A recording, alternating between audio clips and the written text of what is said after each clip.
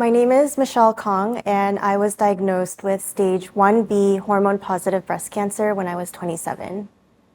It's a common fact that 1 in 8 women are diagnosed with breast cancer, but from my personal experience, when I talk about my journey with breast cancer, a lot of my peers are shocked that breast cancer does not discriminate against age, gender, genetic makeup.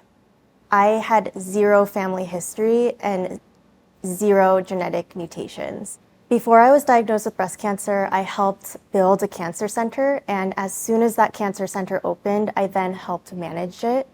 A few years later, I was then randomly diagnosed with breast cancer, and while I was diagnosed and going through my treatment, I had expectations and I knew what to expect within my journey as it related to various processes, chemotherapy, surgery. But after I was diagnosed, there was a huge missing piece that I realized that I didn't take into consideration when it came to my job. Before cancer, it was all about data-driven outcomes like return on investment, financials.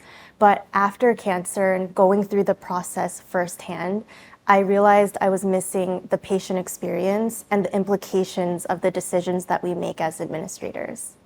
I want to really encourage a lot of administrators and leaders out there to not just sit behind your desk and sit behind a computer screen and sit in meetings, to really go into the field, into chemo centers, into the hospital, to really see for yourself what exactly is going on, or interview patients, read patient surveys, and really prioritize the voice of the patient. When I lived in Korea, I never really fit the really high standards of beauty that exist in that country. Double eyelids, extremely pale skin, feminine features. And in high school, I went to a high school in the South in Florida, and I did not fit the mold of blonde hair, blue eyes. And so I had this inherent habit of negative self-talk. Every time I looked in the mirror, I just didn't feel like I fit any mold. I didn't feel like I was beautiful enough.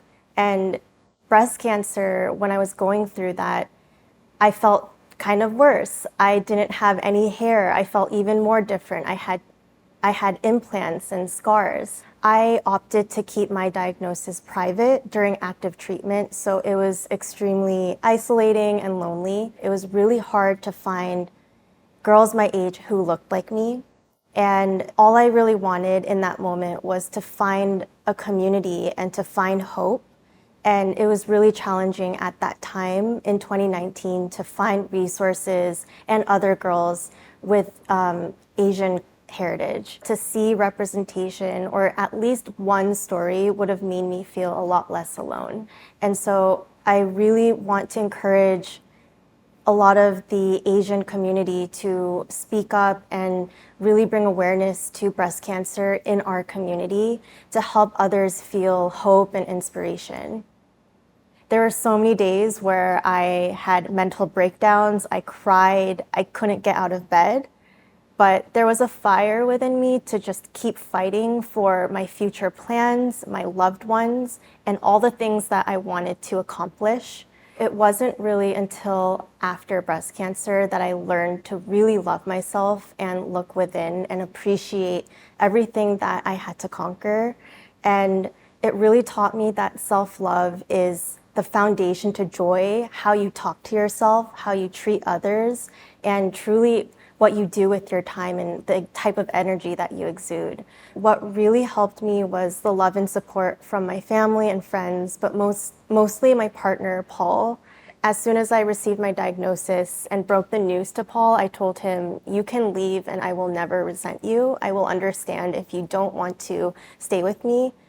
But the man stayed, and he showed up to every appointment, exchanged my drains, moved in with me, and really took care of me throughout the whole process and emotionally supported me physically, and he's just my person. So I really, really could not have made it through without Paul's support. Yeah. Sorry, I tried to make it cute and then I like started ugly crying.